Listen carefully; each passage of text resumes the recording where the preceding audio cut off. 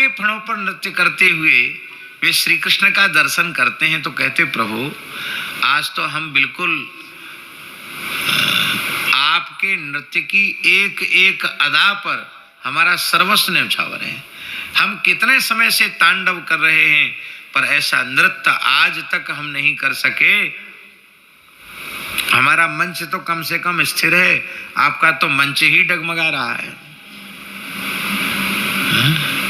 इस डगमगाते मंच पर आप नृत्य कर रहे हैं, ये तो आपको ही शोभा दे रहा है।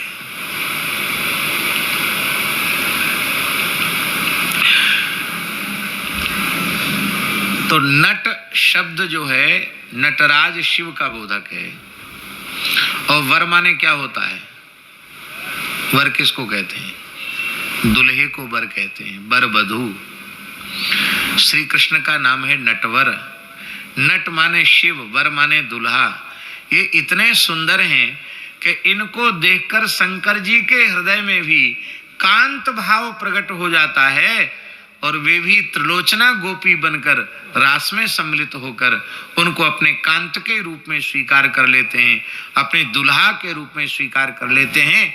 इसलिए श्री कृष्ण को नटवर बपू कहा गया। इनका बपू नटवर बपू है। आज शिव जी भी इस नृत्य को देख करके अत्यंत आनंदित हो गए हैं।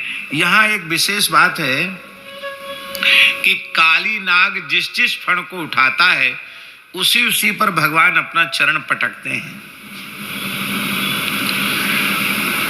अब ध्यान दें, भगवान इस लीला के माध्यम से क्या संकेत कर रहे हैं?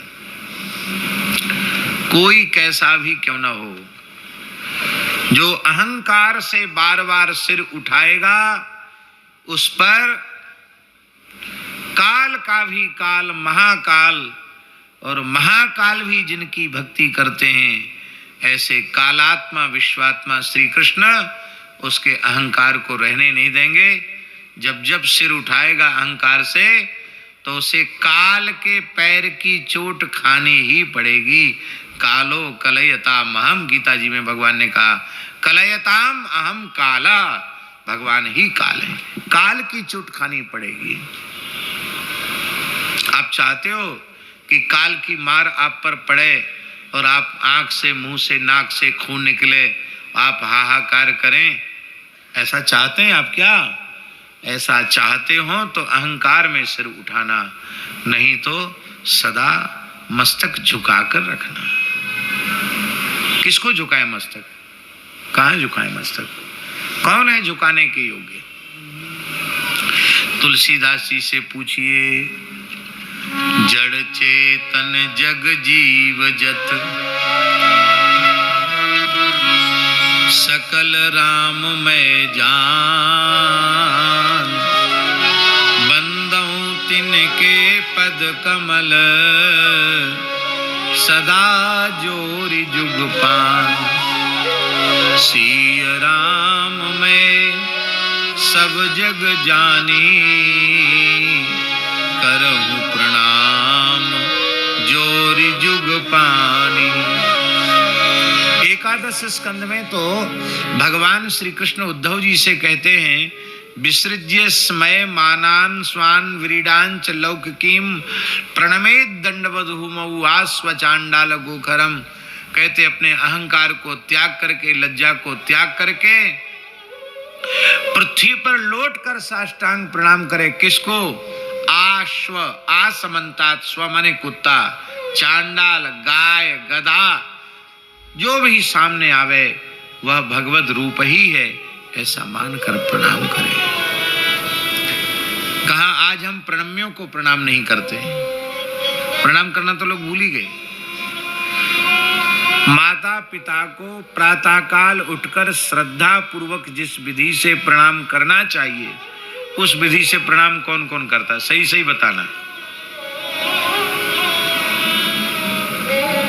बोलो, केशव करते हो? कैसे करते हो? पहले बताओ कैसे करते हो, तो हमको तो पता चलेगा ना।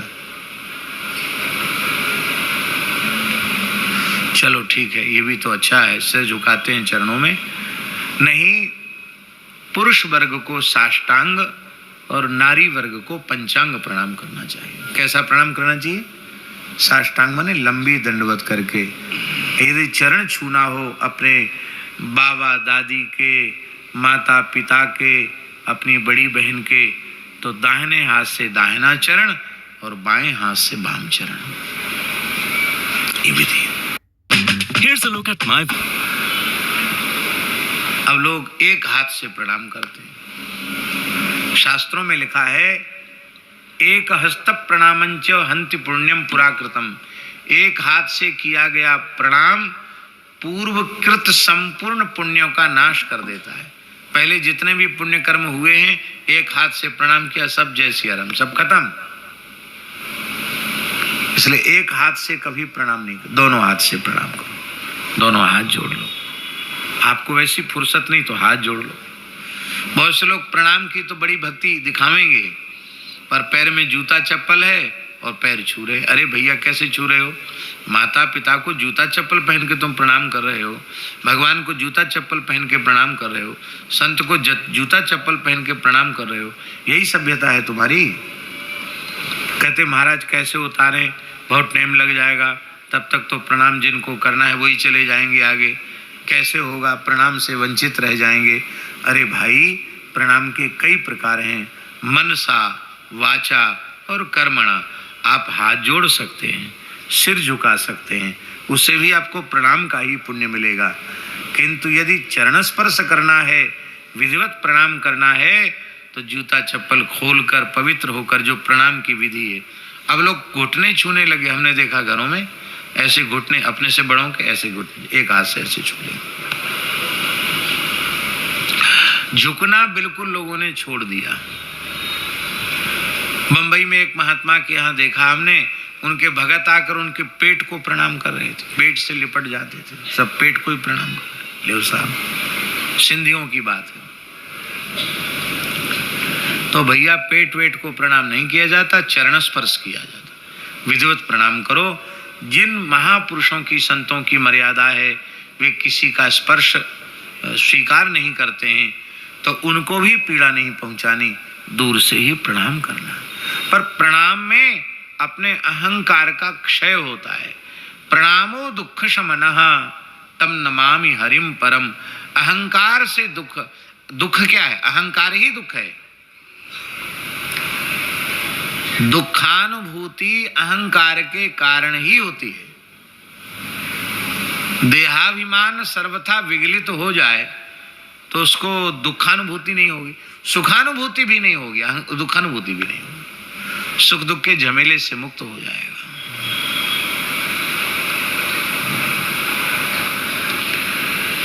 अहंकार ही दुख है, और इस अहंकार रूपी दुख का समन प्रणाम करने से होता है। अहंकार को जितना कम करना चाहोगे उतना ज्यादा प्रणाम करना शुरू कर दो। दिखावटी नहीं, श्रद्धा पूर्वक प्रणाम। बस कई तरह की कथाएं पुराणों में प्राप्त होती हैं कल्प भेद से। मार्कंडेय महर्षि की एक कथा कल्प भेद से यह भी प्राप्त होती है कि नारद जी ने उनके पिता मृकंडु को बताया कि ये बालक तो अल्पायु है और अब इस बालक की मात्र 12 दिन की आयु शेष बची है। पिता मूर्छित हो गए, एक ही पुत्र है, कैसे होगा? तब नारद जी ने साधन बताया कि बेटा तुम संध्योपासन करके, गायत्री जप करके मार्ग पर खड़े हो जाओ और कोई निकले उसको प्रणाम करो। तो प्रणाम जिसको किया जाता है उसके मुख से कुछ न कुछ आशीर्वाद निकलता है, उस आशीर्वाद से तुम दीर्घायु हो जाओगे। और वो खड़े थे मार्कंडेय ऋषि और उसी समय सप्तर्षि निकले। सप्तर्षियों को देखते ही उन्होंने प्रणाम किया। सप्तर्षियों के मुख से एक साथ निकला दीर्घायुर्भव। क्या निकला? दीर्घायुर्भव, दीर्घायु हो। अब वशिष्ठ जी ने ध्यान से देखा, अरे बोले ये तो दीर्घायु नहीं, तो केवल आज से 12 दिन की आयु है। राम राम, सबके मुंह से एक ही बात निकला, सबके मुंह से ही निकली दीर्घायुर्भव। बोले हम लोगों ने कभी झूठ बोला नहीं, और ये मुंह से दीर्घायुर्भव निकल गए, पूरा कैसे होगा? चलें पिताजी के पास चलें कि थोड़ी लिखा पढ़ी तो आप ही करते हैं, विधाता के लेख, आप कुछ इधर दो बदल कर दो, इधर उधर कर दो। तब उन ऋषियों ने मार्कंडेय बालक को अपने साथ लेकर ब्रह्मलोक प्रयाण किया। ब्रह्मा जी के सामने खड़ा, ब्रह्मा जी ने कहा अरे ये तो अल्पायु है, यहाँ कैसे इसको ले आए? बोले इसीलिए तो लाए, हम सबके मुंह से आशीर्वाद निकला है दीर्घायुर्भव, आप इसको दीर्घायु बनाइए। ब्रह्मा जी बोले ऐसे लेख नहीं मेटे जाते हैं, जो विधना ने लिख दई छठी रात के अंक, राई घटे न तिलबड़े रहोरे दीप जीवन संक, लिखित विधि ललाटे प्रोज्झितुम कस समर्था। ऋषियों ने युक्ति बता दी। बोले महाराज 12 दिन की आयु है ना इसकी? बोले हाँ 12 दिन की। तो आप अपने दिनों के हिसाब से 12 दिन की आयु कर दो इसकी। आपकी आयु के प्रमाण से जो 12 दिन है उतनी आयु इसको दे दो, तो आपका लिखा भी नहीं बदलेगा और इस दीर्घायु भी हो जाएगा। ब्रह्मा जी का एक दिन कितना बड़ा होता जानते हैं? ब्रह्मा जी के एक दिन में 1000 बार सतयुग, 1000 बार त्रेता, 1000 बार द्वापर, 1000 बार कलयुग व्यतीत हो जाते हैं। 14 इंद्रों की आयु पूर्ण हो जाती है, 14 बार सप्तर्षि मंडल बदल जाता है, सब कुछ बदल जाता है, सारे ब्रह्मांड की भूगोल खगोल की सारी दैवी व्यवस्था परिवर्तित हो जाती है। ऐसी ब्रह्मा जी की रात्रि होती है। तो कहां 12 दिन मनुष्यों की आयु से था, प्रणाम करने का परिणाम यह हुआ कि 12 दिन की आयु देवताओं की आयु, देवता नहीं ब्रह्मा जी की आयु, ब्रह्मा जी की आयु के प्रमाण से मार्कंडेय महर्षि दीर्घायु हो गए। मनु महाराज कहते हैं कि प्रणाम से 4 चीजें मिलती हैं। अभिवादनशीलस्य नित्यं वृद्धोपसेविनः चत्वारि तस्य वर्धन्ते आयुर्विद्या यशोबलम। यदि कोई प्रणाम करता है अपने से श्रेष्ठ पूज्य जनों को तो उसको 4 चीजें मिल जाती हैं, आयु, विद्या, यश और बल। ये 4 चीजें बिना मांगे मिल जाती हैं। आशीर्वाद की बहुत बड़ी महिमा है।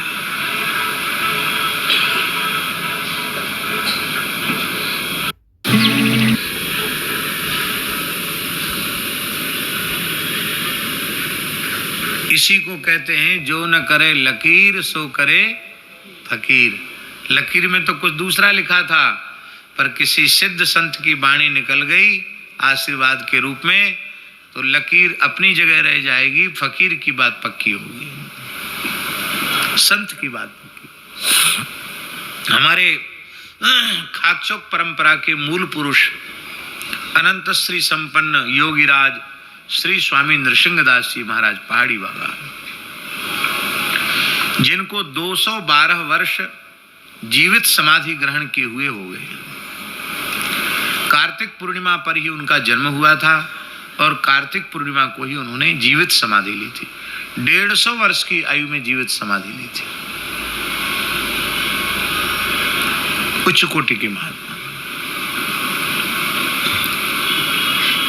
उनके जीवन का एक प्रसंग आता है हमारा, बड़ा विलक्षण प्रसंग है। आप ब्रज में बलदेव जी का दर्शन किया आपने, दाऊ जी का? दाऊ जी में गोकुल के पास दाऊ जी है, वहां दाऊ जी में रहने वाले एक जमींदार ब्राह्मण थे, बड़े रईस थे। उनके कोई संतान नहीं थी,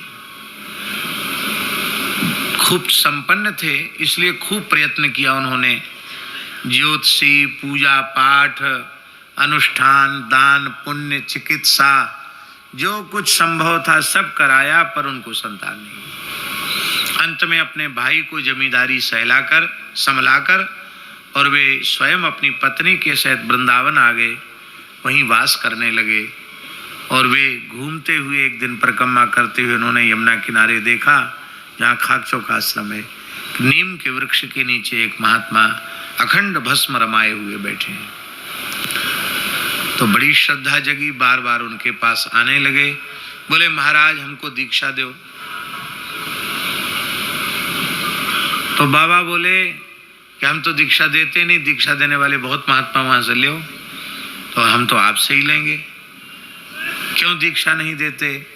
बोले हम उसे दीक्षा देते हैं कि जो इतना भजन साधन करे कि फिर उसे दूसरी माता के गर्भ में न जाना पड़े। मेरा शिष्य होकर जन्म लेना पड़े तो हमारी गुरुता कलंकित हो जाएगी, इसलिए हम सबको दीक्षा नहीं देते। और कामना पुनर्जन्म में धकेलने वाली है।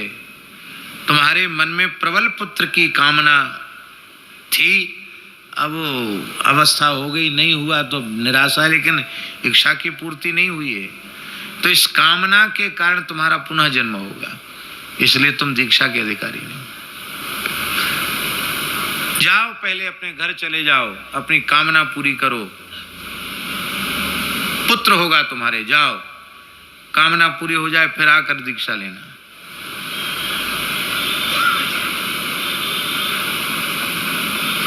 तो पंडित जी बोले कि बाबा 65 साल का हो गया हूं मैं। कितने का?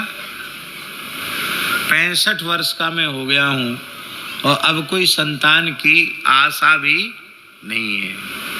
बाबा बोले अब तो वाणी निकस गई, माने अब तो मुंह से निकल गया कि पुत्र होगा तो जाओ। तो ब्राह्मण बोले कि जब पुत्र होगा, आपकी वाणी निकस गई, तो मैं भी वचन देता हूं कि पुत्र होगा तो मैं आपके ही चरणों में भेंट कर दूंगा। आशा तो नहीं है पुत्र की, पर हो जाएगा तो आपको भेंट कर दूंगा। बाबा बोले देखा जाएगा। और ठीक 1 वर्ष बाद पुत्र का जन्म हुआ।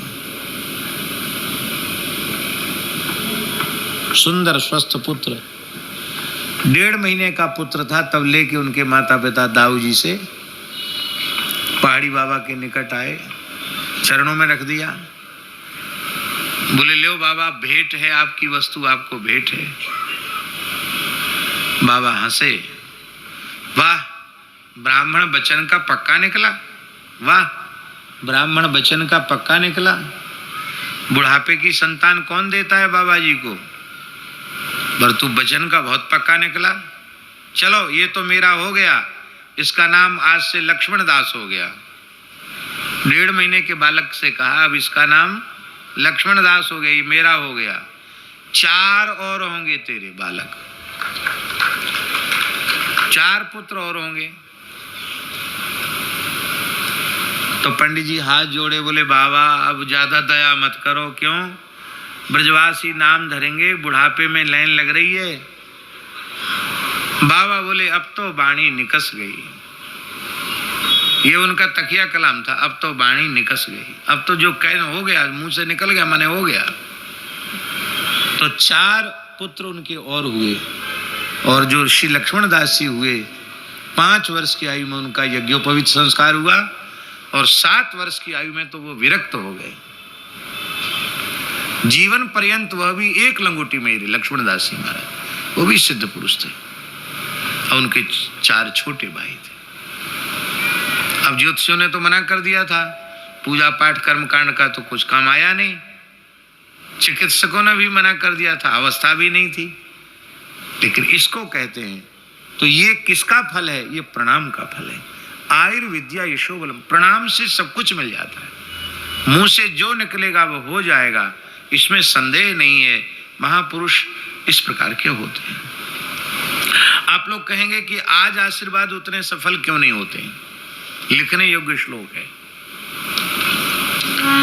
आशीर्वाद या श्राप मुंह से ही दिया जाता है। आप शाप दोगे तो मुंह से दोगे, आशीर्वाद दोगे तो मुख से दोगे। करौ दग्धौ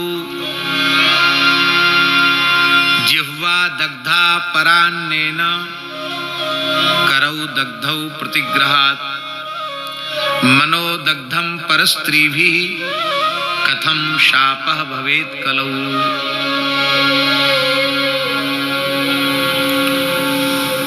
परान्न भक्षण करने से जिह्वा जल गई, उसकी शक्ति जल गई। कुकू एफएम ने एक नया ऐप लॉन्च किसका दान लेना चाहिए, किसका नहीं लेना चाहिए, इसका विचार शून्य होकर चाहे जिसका दान लेने से हाथ जल गए और पराई बहू बेटी के प्रति कुदृष्टि करने से मन जल गया, तो मन भी जल गया, जिह्वा भी जल गई, हाथ भी जल गए, तो आशीर्वाद और श्राप कहाँ काम करेंगे। आज भी जिनका मन, जिनकी जिह्वा और जो प्रतिग्रह दुष्प्रतिग्रह से बचते हैं, ऐसे जो धर्मनिष्ठ सदाचार संपन्न तपस्वी साधु ब्राह्मण हैं, आज भी उनकी वाणी से कुछ भी निकल जाए, भले ही भाग्य प्रारब्ध में न हो तो भी भगवान को उसे पूरा करना पड़ेगा। बोलो भक्तवत्सल भगवान की जय। जय जय श्री राधे। तो समझ गए कि नहीं, काल रूप परमात्मा की चोट से अपना मस्तक तुड़वाना हो तब तो अहंकार में जियो और नहीं तो विनम्रता में जियो, नम्र होकर के रहो, सिर मत उठाओ। अहंकार किस चीज का शर्मा जी, किस चीज का अहंकार? सब कुछ भगवान का है, एक रोया भी अपना नहीं है। एक रोया भी अपना होता तो कह देते खबरदार पकना मत, झड़ना मत। एक रोए के मालिक हम नहीं हैं, फिर अहंकार किस चीज का कि ये मेरा, ये मेरा, ये मेरा। सब कुछ भगवान का है, भगवान का है तो अहंकार क्यों करें, हमारा है ही नहीं। बैंक में कैशियर रहता है, खजांची की कुर्सी पर बैठता है, क्या उसमें अहंकार होता है कि मैं करोड़पति, अरबपति, खरबपति हूं? नहीं होता अहंकार। वो जानता है कि मैं नौकर हूं, ये पैसा तो दूसरों का है, मेरा है नहीं। तो बैंक का कैशियर जैसे करोड़पति होने का अहंकार नहीं रखता, ऐसे ही सब कुछ भगवान का है। यह जो स्वीकार कर लेता है उसको किसी चीज का अहंकार नहीं, जाति का अहंकार नहीं, विद्या का अहंकार नहीं, धन का अहंकार नहीं। अहंकार किसी काम में नहीं आता है, किसी काम में अहंकार नहीं आता है। किस काम में आता है? आपके जीवन के सारे सद्गुण दुर्गुण बन जाएं, बस इसी काम में अहंकार आता है। बनी बनाई खीर में कोई 100 ग्राम मिट्टी का तेल डाल दे, केरोसिन डाल दे, तो खीर का क्या होगा? खाने लायक नहीं रहेगी। ऐसे ही चाहे जितनी बढ़िया सद्गुणों की खीर आपने बनाई हो, अहंकार का केरोसिन उसमें पड़ जाएगा तो वह गुण आपके लिए उपयोगी नहीं होगा, आपके परिवार के लिए उपयोग नहीं होगा, राष्ट्र और समाज के लिए उपयोगी नहीं होगा। अहम शून्य। और ये प्रेरणा भगवान स्वयं देते हैं। भगवान विष्णु सहस्त्र नाम का पाठ करते हैं आप लोग? नहीं करते होंगे तो पढ़ा तो होगा ना आपने। उसमें भगवान के 3 नाम हैं, केवल उन 3 नामों पर हम ध्यानाकर्षित कर रहे हैं। अमानी, मानदो, मान्यः, ये 3 नाम। लोकस्वामी, त्रिलोकधृक्, ये अमानी। भगवान अनंत कोटि ब्रह्मांड नायक हैं, षडैश्वर्य संपन्न हैं, फिर भी भगवान में अहंकार नहीं। अमानी, स्वयं मान नहीं चाहते। मानदा, सबको सम्मान देते हैं, इसीलिए मान्य। जो अमानी होगा और दूसरों को मान देगा वही समाज में मान्य होगा। जो अमानी नहीं होगा, जो दूसरों को मान नहीं देगा, उसे स्वयं को भी मान नहीं मिलेगा। और अभिमान शून्य को ही अमानी कहते हैं। अभिमानी व्यक्ति का सत्कार सम्मान से कभी पेट भरता ही नहीं, हमेशा दर्द रहता है कि अरे हमारा तो बहुत अपमान हो गया, हमारा और अधिक सम्मान होना चाहिए था। सम्मान की भूख स्वामी जी जिसको होती है, उसको किसी ने गाली नहीं दी, धक्का नहीं लगाया, अपमान नहीं किया, फिर भी वो नाराज। अरे हम गए थे वहां, हमको बैठने को नहीं बोला। अरे बैठने को नहीं बोला, या छोटी कुर्सी थोड़ी साधारण मिल गई अथवा नीचे ही बैठना पड़ा, तो भले आदमी विचार करो, हम इतने ऊपर बैठे हैं तो भी हमारा आधार पृथ्वी है, और आप 3-4 फीट नीचे बैठे हैं तो भी आपका आधार पृथ्वी है। कुर्सी पर बैठने वालों का आधार भी पृथ्वी है, तो टिके सब धरती पर ही है। ये मूर्खता है कि कौन ऊपर बैठा कौन नीचे बैठा, ये व्यवस्था है। पर अपमान की क्रिया न होने पर भी अपमान की अनुभूति हो जाती है जब व्यक्ति को सम्मान की भूख होती है। इसलिए भैया अहम शून्य हो जाओ, ये भगवान प्रेरणा दे रहे हैं। अब उसने समझ लिया कि अब तो हमको भगवान छोड़ेंगे नहीं, तो नारायणम तमरणम मनसा जगाम, मन ही मन वो भगवान नारायण की शरण चला गया। यहाँ नारायणम क्यों कहा गया? नार माने होता है जीव समूह और अयन माने होता है आश्रय। संपूर्ण जीव समूह का जो परमाश्रय है उसको नारायण कहते हैं। मानो काली ने कहा मैं हूं तो महादुष्ट पर जीव तो हूं, और जब सब जीवों का आप आश्रय हैं तो मेरे आश्रय आप क्यों नहीं हैं? भले ही मैं दुष्ट हुआ तो क्या।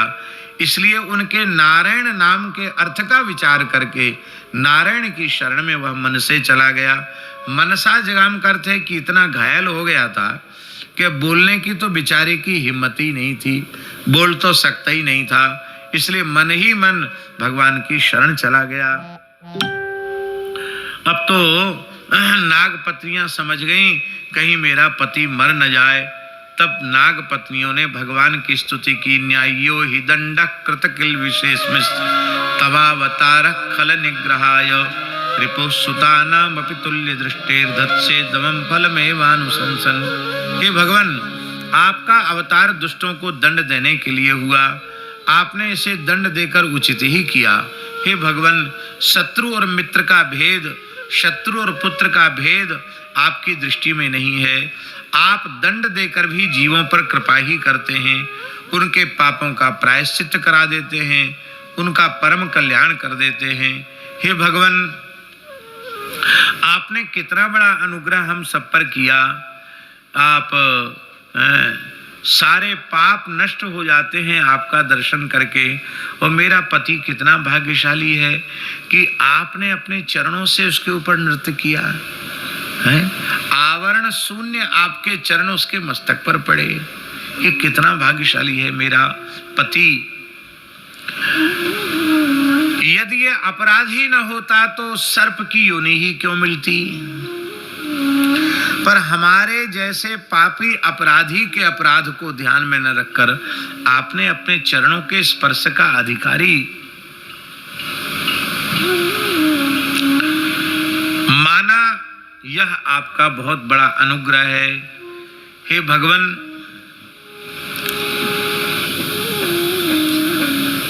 इस जन्म की तो इसकी कोई साधना उपासना समझ में आती नहीं। पूर्व जन्म में इसने कोई बड़ी भारी साधना उपासना की होगी, तभी आज आपके श्री चरण इसके मस्तक पर पड़े हैं। हे भगवान, कस्यानुभावोस्य न देव विद्महे। ये किस साधन का फल है, किस पुण्य का फल है, ये हम विचार नहीं कर पा रही हैं।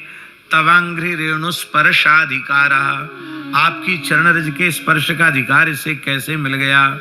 यदवांछया श्रीर्लर्ना चरतपा, आपकी चरणरज की कामना से ही, चरणरज प्राप्ति की कामना से ही भगवती महाल को मिल गई। निश्चित आपकी कृपा ही इसमें साधन है। हे भगवान, जो आपकी चरणरज के शरणागत भक्त होते हैं वो ध्रुव पद भी नहीं चाहते हैं, चक्रवर्ती सम्राट का पद भी नहीं चाहते हैं, ब्रह्मा जी का पद नहीं चाहते हैं, रसातल का राज्य नहीं चाहते हैं, योग की सिद्धि और मोक्ष भी नहीं चाहते हैं, जो आपके चरण कमलों के शरणागत हो जाते हैं। हे भगवान, यह नागराज कालिया तमोगुणी योनि में उत्पन्न हुआ है, क्रोधी है, फिर भी आपकी चरण रज इसे प्राप्त हुई है, जो दूसरे शरीरधारियों के लिए दुर्लभ है। हे भगवान, आपके चरण दर्शन की महिमा, आपके चरण स्पर्श की ऐसी महिमा है कि जीव संस्कृति के चक्र से उसी क्षण मुक्त हो जाता है। तो अब हम तो आश्वस्त हो गए हैं कि आपकी चरण रज मिल गई है तो हम मुक्त ही हैं। हे महात्मन, हे संपूर्ण प्राणियों